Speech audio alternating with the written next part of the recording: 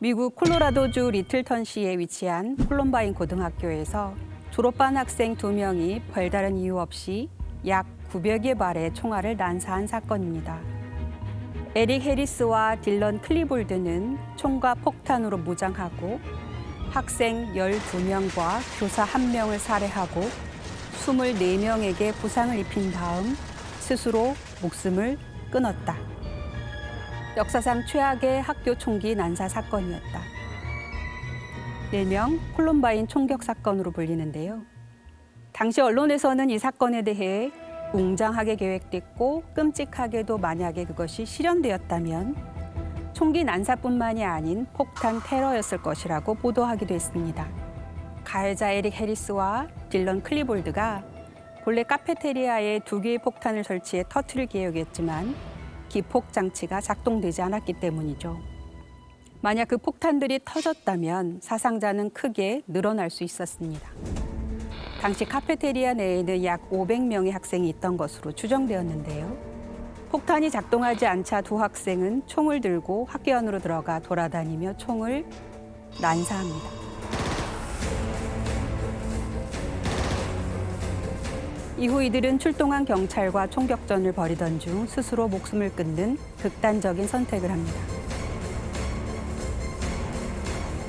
당시 피해자와 가해자 모두 아이들이었기에 사회적 파장이 더더욱 컸습니다. 그 끔찍한 날 뒤로 16년이 흘렀다. 그 16해를 나는 아직도 여전히 알 수 없는 일을 이해하려고 애쓰는 데에 바쳤다. 그리고 누구보다도 나 자신에게 묻고 또 물었다. 내가 대체 무엇을 놓친 건지, 어떻게 그걸 놓칠 수 있었는지. 엄밀하고 철저하게 우리 가족의 삶을 파헤치고 일상적 사건이나 대화를 곱씹어 보며 내가 놓친 단서를 찾았다.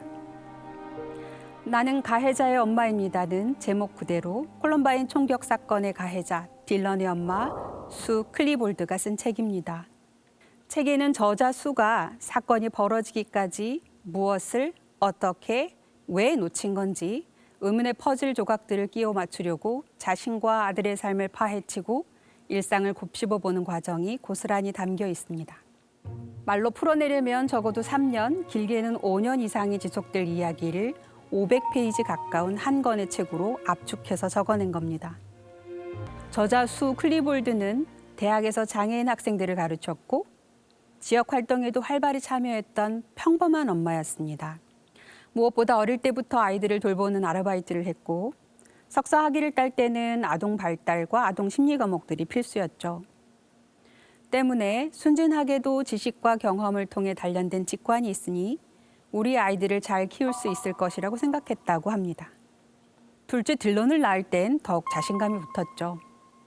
이렇게 수의 둘째 아들 딜런은 미국의 전형적인 중산층 가정에서 자상한 부모, 형과 함께 자랍니다.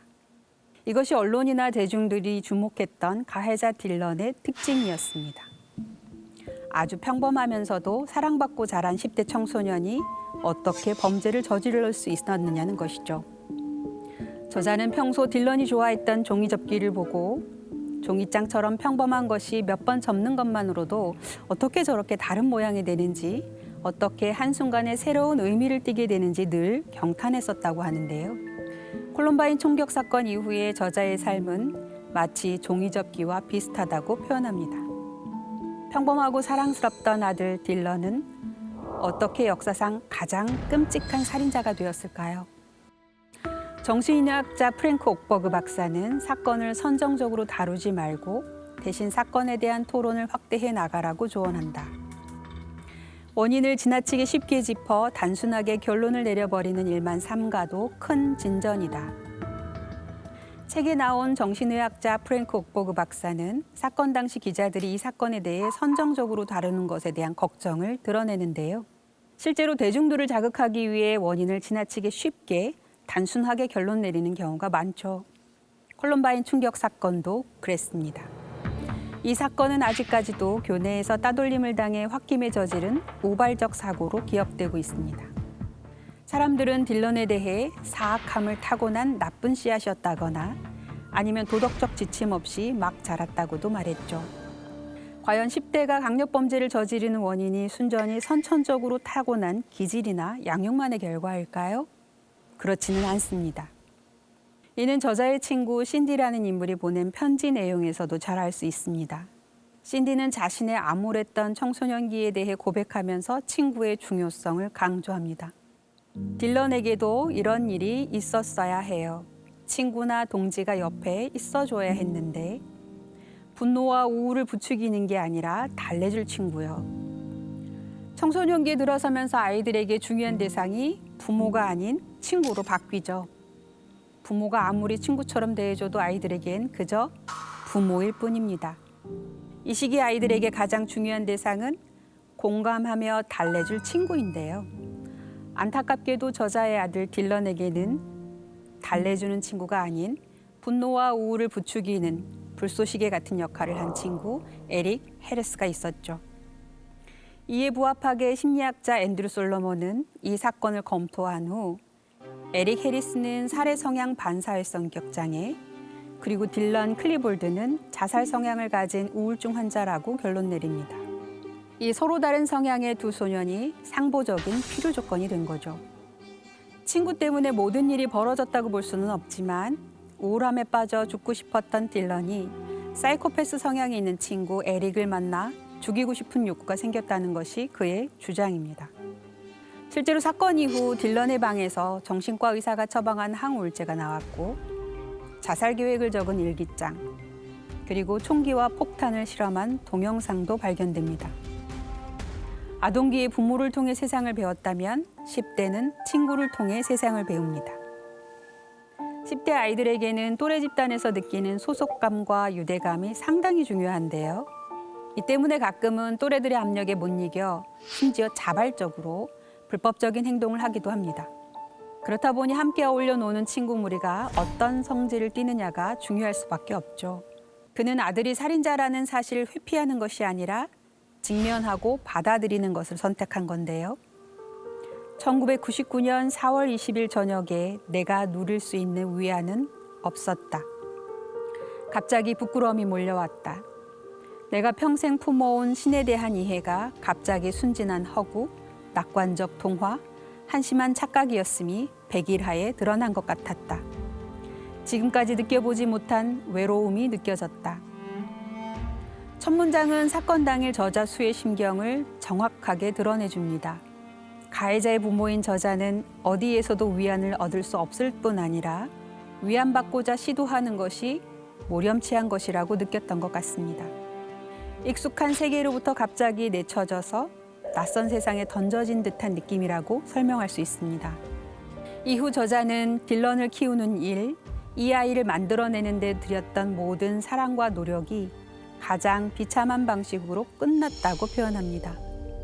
그가 할 수 있는 그리고 해야 하는 일은 몇 달, 몇 년이 걸리더라도 그동안 몰랐던 아들을 이해하기 위해 할 수 있는 모든 일을 다 하는 것이었죠. 흔히 이해할 수 없는 건 그대로 수용하라는 말을 많이 하는데요. 사실 인간에게는 이해보다 수용이 더 어렵습니다. 본능적으로 이해를 위해 고군분투하는 것은 이해해야만 수용이 되기 때문인데요. 하지만 수는 고통과 책임을 회피하지 않고 직면하기로 결정합니다.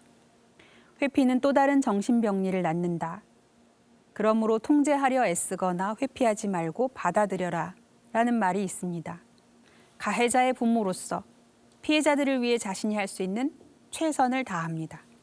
만일 여러분의 자녀가 살인을 저질렀다면 아이를 끝까지 믿으시겠습니까? 아니면 아이에게 등을 돌리시겠습니까? 저자 수는 아들을 잃은 비통함은 한켠에 두고 자신의 아들 때문에 가족을 잃은 사람들에 대한 감정을 극대화하려고 애쓴 것 같습니다.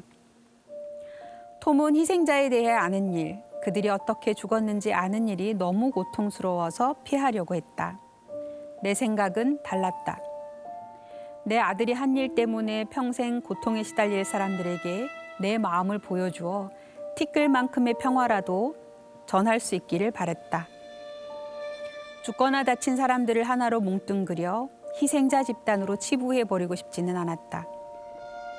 특히 수는 피해자를 희생자 집단으로 객관화하지 않으려고 했었고 그들을 위해 특별한 관심을 기울이고 그들의 방식을 고려해 용서를 빌고자 애썼습니다. 수는 자신의 공포를 이유로 진정성 있는 사과를 미루거나 자기 방식대로 쉽고 빠르게 해치우려 들지 않았습니다. 딜런의 손이 만들어낸 끔찍함에서 벗어날 길은 결코 없을 것이다. 다른 곳으로 간다고 하더라도 진실로부터, 그 낙인으로부터 멀어질 수는 없었다. 어디로 가든 이 공포스러운 현실은 우리를 따라올 것이다. 저자가 사건 이후 다른 동네로 이사가지 않은 것도 독특한 점인데요. 대부분의 경우 사회적인 낙인 때문에 야반 도주하는 경우가 많습니다. 그런데 저자는 어느 곳으로 가든 사회적 낙인으로부터 벗어날 수 없다는 것을 깨닫고 그 낙인과 마주하기로 하죠. 조니어 박사는 사람이 두 가지 심리적 상태를 꽤 오랫동안 겪으며 살았을 때 자살로 죽고자 하는 욕망이 생겨난다고 한다. 첫째는 좌절된 소속감이고 둘째는 스스로를 짐이 되는 존재로 생각하는 것이다. 이런 사람들이 자신의 보존 본능을 넘어서는 단계에 들어선다면 위험이 임박했으며 자살을 저지를 수 있다고 본다. 저자가 아들의 자살을 이해하고자 살펴본 많은 연구 결과 중 하나인데요. 청소년들에게 소속감이 얼마나 중요한지, 더불어 자기 자신을 무가치하거나 짐 같은 존재로 느끼는 것이 얼마나 큰 절망감을 유발하는지 잘 보여줍니다. 딜런도 적지 않은 절망감, 무망감과 고군분투했던 것으로 확인되었는데요. 다음 문장은 그의 내적 갈등을 잘 보여줍니다. 너무나 간절히 죽고 싶다. 이렇듯 슬프고 적막하고 외롭고 구제할 수 없는 나를 느낀다.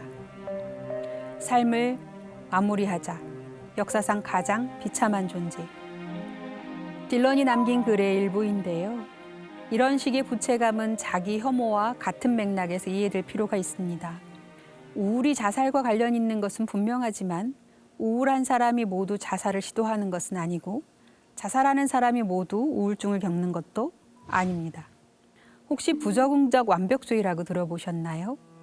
이는 완벽주의 중에서도 지나치게 높은 기준을 세우고 성취를 추구하는 과정에서 실패를 두려워하며 타인을 실망시키는 것을 걱정하는 것을 의미하는데요. 자살이나 우울을 예측해주는 취약성 요인 중 하나로 알려져 있습니다. 문제는 높은 기준을 설정하고 그것의 달성을 강조하는 문화에서 생존해야 하는 사춘기 아이들이 부적응적 완벽주의에 특히 취약하다는 점입니다. 스스로 설정한 혹은 부모에 의해 주입된 높은 기준 때문에 스스로를 쓸모없는 존재로 생각하게 되면서 자기 혐오감이 생기고 이것이 높은 스트레스와 만나면 자살 사고로 이어질 가능성이 있습니다. 내 아들은 혼자서 병을 안고 싸웠다. 나는 일기를 보기 전에는 딜런이 우울하다고 생각하지 못했다. 가장 친한 친구들, 몇 년 동안 날마다 어울린 친구들도 딜런이 얼마나 우울했는지 몰랐다. 오늘날까지도 그럴 리 없다고 받아들이지 못하는 친구들도 있다. 내가 아는 건 딜런이 겉으로 우울의 징후를 보였다는 것이고 톰과 내가 그것을 보고도 해석하지 못했다는 거다. 딜런은 어떻게 가족과 가장 친한 친구들에게까지 우울증을 숨길 수 있었던 걸까요? 사실 많은 부모들이 아이의 본 모습을 보는 것이 어렵습니다. 아이는 부모를 기만할 수 있거든요. 형식적 조작기가 시작되는 만 11세, 보통 초등학교 5, 6학년에 이르면 아이들이 필요에 따라서 보이고 싶은 모습만 보이는 것에 훨씬 능숙해집니다. 부모 앞에서 자신의 모습을 얼마든지 조작할 수 있다는 뜻이죠. 콜럼바인 총격 사건이 일어나기 2년 전 딜런은 스스로 우울감을 느껴서 정신과 진료를 받았고 약물을 처방받았지만 부모에게 그것을 숨길 수 있었습니다. 수는 아들 딜런을 이해하기 위해 여러 연구들을 검토하고 전문가들을 만나 자문을 구했는데요. 그 과정에서 딜런이 지닌 생물학적 취약성을 확신하게 됩니다. 그는 이것을 뇌질환이라고 표현했는데요. 수는 딜런이 뇌질환 때문에 우울증을 앓았고 앞서 말씀드린 대로 사이코패스적인 특성을 지닌 친구를 만나 살인과 자살에 이르렀다고 믿게 됩니다. 저자의 주장처럼 우울이나 자살에 취약하게 만드는 생물학적 특성을 발견한 다수의 연구가 존재합니다.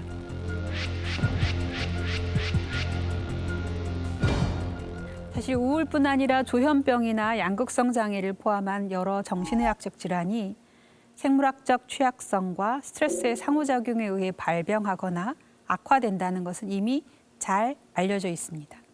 이를 취약성 스트레스 이론이라고 하는데요. 쉽게 설명하자면 생물학적 취약성은 총알이고 총의 방아쇠는 스트레스로 비유할 수 있습니다. 생물학적 취약성, 즉 총알이 없는 사람은 스트레스를 받아 방아쇠가 당겨져도 총알이 발사될 수 없으므로 정신적 질환을 앓지 않게 되지만 생물학적 취약성이 있는 사람은 감나력을 넘어서는 강한 스트레스를 받게 되면 정신질환이 발병하게 됩니다. 사실 이러한 논리는 자칫 확증 편향을 불러일으킬 수 있는데요. 그들이 말하는 생물학적 취약성이 과학적 검사를 통해 확인 가능한 뇌의 명백한 구조적 혹은 기능적 장애만이 아니라는 점입니다. 결과적으로 누군가 정신질환에 걸리면 막연히 그가 객관적 검사를 통해 측정할 수 없는 생물학적 취약성을 가지고 있다고 쉽게 결론 내리고 더 이상 원인을 탐색하지 않게 되는 부작용이 생길 수 있습니다. 더욱이 한참 성장 중인 사춘기의 뇌는 일시적으로 상당히 취약한 상태에 놓입니다. 인간의 뇌는 사춘기에 접어들면서 대대적인 신경망 공사를 하게 되는데요. 일시적으로 뇌세포가 폭증했다가 만 16세에서 17세에 이르러 선택과 집중을 하면서 불필요한 세포를 제거하기 시작합니다.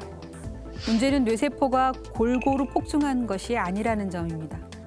안타깝게도 정서의 뇌로 알려진 변형계는 급속도로 성장하는 반면 합리적이고 이성적인 판단을 내리는 전전두엽은 가장 더디게 성장합니다. 이 때문에 일시적으로 질풍노도의 뇌를 지니고 살아가야 하는 상황에 놓입니다. 이 시기가 각종 정신질환과 행동 문제가 빈발하는 것도 이 때문일 수 있습니다. 그렇다면 어떻게 해야 할까요? 더디게 크는 전전두엽을 빠르게 성숙시키는 묘책은 따로 없습니다. 그저 기다려주는 것, 시행착오를 통해 성숙한 신경망을 구축하도록 다양한 기회를 제공하는 것이 최선입니다. 필요에 따라서는 부족한 전전두엽의 기능을 부모나 스승이 도와주는 것이 중요할 수 있습니다. 자살유족 모임에서 몇 년을 활동하면서 많은 사람들이 문제가 있다는 사실을 몰랐거나 나처럼 위중함을 과소평가했다. 무언가가 심각하게 잘못되었다는 인식이 이미 돌이킬 수 없는 파국의 한순간에 쾅 하고 처음으로 우리 삶에 들이닥쳤다. 전문가들도 사느냐 죽느냐의 상황을 알아보지 못할 때가 있다. 저자는 자살유족 모임에 수십 차례 참석하면서 위안을 얻는 동시에 두려운 깨달음을 얻습니다. 누구든 이 자리에 올 수 있다는 것이었죠. 그래서 위중함을 과소평가했음을 고백합니다. 현실적으로 부모 입장에서 아이가 얼마나 힘든지 판단하기란 결코 쉽지 않습니다. 심지어 숙련된 전문가들조차도 단편적인 모습만을 보고 평가하는 경우 부정확한 결론을 도출할 수 있습니다. 때로는 지나치게 힘들어한다고 판단하고 때로는 덜 힘들어하는 것 같다고 오해할 수 있습니다. 그렇다고 매 순간 의심의 눈초리로 관찰하는 것은 가능하지도 않지만 바람직하지도 않습니다.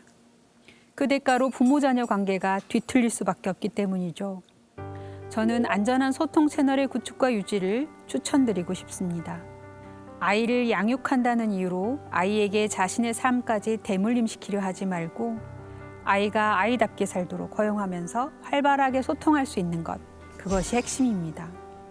가끔 아이가 이해되지 않을 때는 오늘의 책 나는 가해자의 엄마입니다의 저자 수 클리볼드가 자신의 아들 딜런을 이해하기 위해서 고군분투하는 과정에서 마음에 거듭거듭 새겼던 말을 떠올려 보면 어떨까요?